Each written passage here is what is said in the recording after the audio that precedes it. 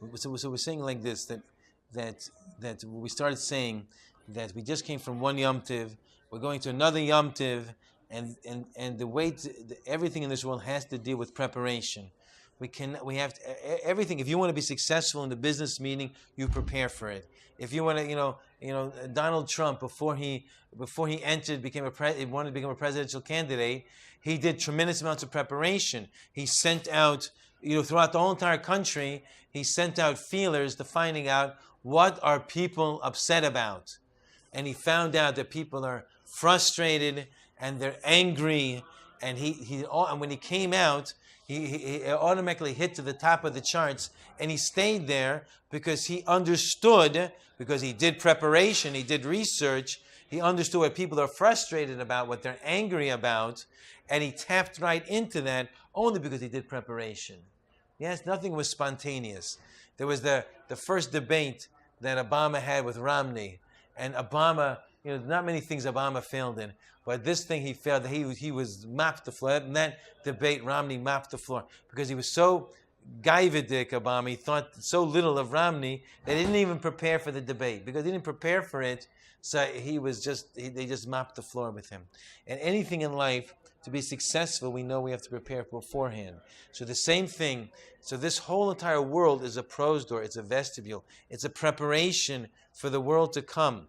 So everything we're doing now is we're preparing that when we go to the next world, when a person dies and he realizes he's not really dying, he's just going from one reality to another reality, and everything that he had with Bechir, he had free will in this world here, he's sending as a care package for himself, he's creating his home in the next world for all eternity. When a person lives in this world, so he has his home for a period of time. 10 years, 20 years. There's many people in our block that they were born in their home, and 90 years later they die in the same house. But they're 90 years in the same house. But that's nothing compared to the home they're going to be in the next world. That's going to go on forever and ever and ever. And if a person, they say everyone creates a chuppah. Of all the mitzvahs that he does, he creates a canopy, a chuppah, and it's made of all the jewels of all the mitzvahs that he accomplished in his lifetime. And the person is going to be burned by the canopy of the person next to him. He's going to see that person has different jewels in his canopy that I don't have, because that person accomplished things. He created his home better in that way than I did. And if a person has to know that it's not just, live for the moment. If it feels good, do it. All these, all these different philosophies of living for the moment, instantaneous gratification takes too long. All these different things that say just live for the moment, do things right now, is completely against the Torah. It's completely saying what the Yetzer Hara wants. The Yetzer Hara wants you to live spontaneously, because there's more of a chance you're going to make a mistake and you lose your life and lose your whole entire future. It's one mistake a person loses a job. One mistake a person loses his wife. One mistake he doesn't have a family anymore. One mistake he doesn't have a life anymore. I'm going to go back to what you said, because I didn't finish the answer to your question. What's the difference between the two, Preperation and Amunah? So Amunah is... What's it again? Shtadlus and what's the difference? Like, where's Yes, the two line? different questions. So the thing is like this, that so the answer is like this, that a person has to have Amunah every single second of the way. And when it comes to Ishtadlus, he does Ishtadlus which is normal, which is accepted in society. Yes? He takes out an insurance policy, even though he should have Amunah that he's not going to die, but it's a normal way to have an insurance policy. He has Amunah that Hashem's going to send him Parnasa, but it's a normal way for a person to work, so a person works. There was one time I had to give a speech, and I had very young children. And I couldn't prepare correctly. Because the kids were climbing over me on top of my head, like this, and I couldn't prepare at all. So I just said to Hashem, listen, Hashem, I want to prepare, but I can't prepare. Could you please make it come out that I should be successful in giving this speech? Because I can't prepare. The kids are all, and Hashem caused it was a very successful speech. But I wanted to prepare. But yeah, Baruch Hashem. I wanted to prepare, but I couldn't prepare. So a person has to do what's normal, and then he has to, what? But what does that mean though? You're not ready. But when a person's not ready, that happens all the time. Something happens out of the blue. You don't expect it. But how you react is based on accumulation of what you've done up until that point. Yes? If a person comes and he watches movies in which every single time a guy comes, nothing's not prepared, he takes out his fist and starts punching everybody. So when it happens to him, that's his Rebbe. Rabbi Hollywood, Rabbi cocaine snorter. That's his Rebbe. Rabbi pedophile, that's his Rebbe.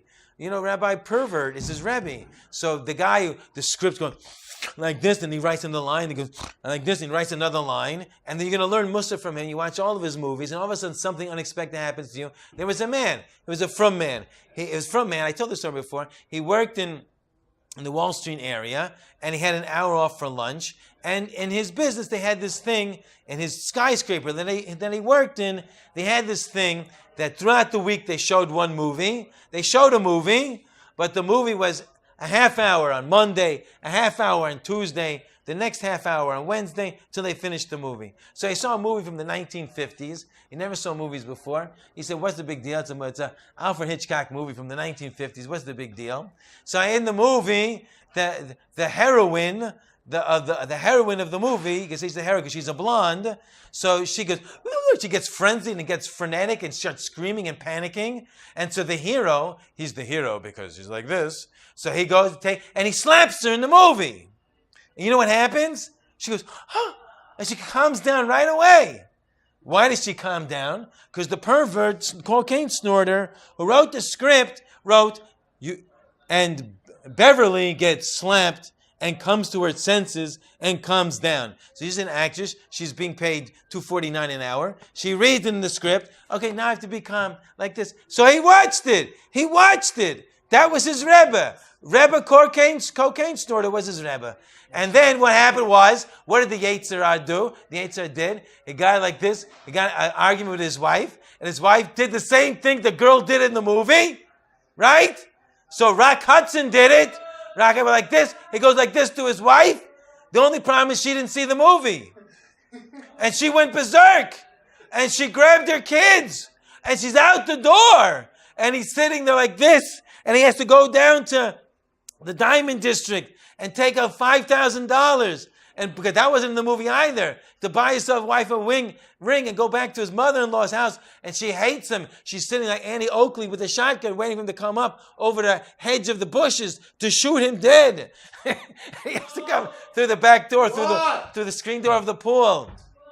You guys have your own comedy routine. Why don't you have a walkie-talkie or something? So they come in the back door. He has to give her the ring and get on his hands and knees and beg her to come back to him. So the strength comes when you're not ready, but you're always ready because the way you react when you're not ready shows the sum total of what you put into your brain to know how you're supposed to react. If a person fills his head with Torah and something unexpected happens, he's going to react like a Torah Jew. He's going to make the right decision. He's going to make the right decision. All of a sudden, something unexpected is going to happen to him, and he's going to, out of the blue, he's going to do the right thing because he learned Gemara, and he learned Chumash, and he's totally filled with the Torah, and the Torah is going to make sure he does the right. Someone comes and say, "Hey, Jew boy! Hey, Jew boy!" So he learned the Gemara. It says, "Tuvi de fortunate is he," the Gemara in Sanhedrin, fortunate is he who hears and doesn't answer. 100 evils pass him by. Because he doesn't hear anything. He just keeps on walking. The guy has a whole big gang of people ready to beat him up, and so on and so forth. He just comes back and says, "Yeah, what you going to do about it? What you going to do about it?" Comes back, all the gang comes out, and they kill him, and that's it. But because he learned the Torah, so fortunate he hears and doesn't answer, 100 evils pass him by. He just keeps on walking, doesn't hear anything.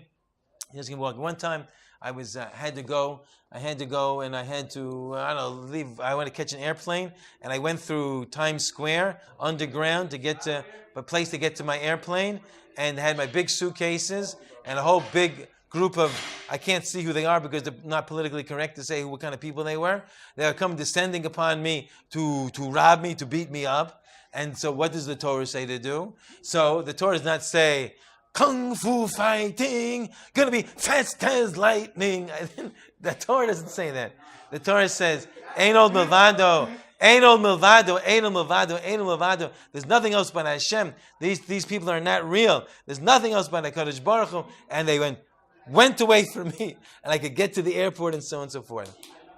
What you said is, I don't know, I used to write things like that also. My mother used to say, you're just writing nonsense. I don't know what you're writing. And then, of course, I gave up writing for the rest of my life. But the point is, a person's strength comes when you're not ready. Right. But your strength or your weakness, or who you really are, or the sum total of what you put into your brain comes to the forefront when you're caught off guard. And the thing is, we have to spend our lives filling our minds with Torah so that when we're caught off guard, that we're going to, and this fits into exactly what we're talking about, that a person has to prepare. If a person is put in his mind, like right now, anytime we go to any public place, the first thing we do now, because we have so many stories of people coming in and they with a machine gun or AK-47 blowing people up, they scream Akbar, Akbar, Akbar, Allah, Allah, Allah, and Obama says, oh, it wasn't a terrorist act. He just had an empty stomach that day. That's why he killed 40 people in the restaurant. So when you come there, you have to prepare your escape route. You make a preparation beforehand. So a person has to know in everything in life, we're summing up right now, that the definition of this world is a preparation. And what am I preparing for? I'm preparing for the next world. I'm sending care packages to the next world. So when I get to the next world, I will have Mamish, the Ramada, Holiday Inn, Hyatt House, ready for me. And not that I should sit in the outhouse for the rest of eternity.